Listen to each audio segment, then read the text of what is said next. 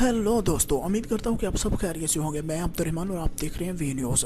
आज की इस वीडियो में मैं आपको बताऊंगा मोहब्बत में बेवफाई। जी हाँ, मोहब्बत में बेवफाई, ख़तून की बारात में तूफ़ानी एंट्री। शादी की तकरीबात में रिश्तेदारों की लड़ाई झगड़े की वजह से बाज़ औक़ात बारात लौट जाती है, यहाँ रुखसती में तख़ीर हो जाती है। अलबत्ता सोशल मीडिया पर एक वीडियो वायरल हुई जिसमें ख़तून ने लड़के के बेवफाई करने पर स्टेज पर बैठी दुल्हन को थप्पड़ मारने की कोशिश की। गैर मुल्की खबर रसां अदारे की रिपोर्ट के मुताबिक इंटरनेट पर शेयर होने वाली वीडियो मैक्सिको में होने वाली शादी की है, जहां रिचर्ड नामी नौजवान की शादी हो रही थी। तो इसी दौरान एक खतून चीखते हुए दुल्हा का नाम लेते हुए दाखिल हुई।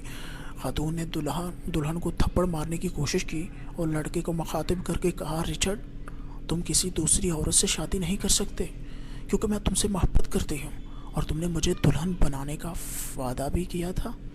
वीडियो में देखा जा सकता था कि जब लड़की ने दुल्हन को तशद्दुद का निशाना बनाने की कोशिश की तो दुल्हा दफा में आ गया। अबे लगता है साला बेवफा है, और लोगों को बुलाकर कहा, इस लड़की को हाथ से बाहर निकालो, जिस पर दीगर मेहमानों ने उसे घसीट कर बाहर निकाला और दरवाज़ा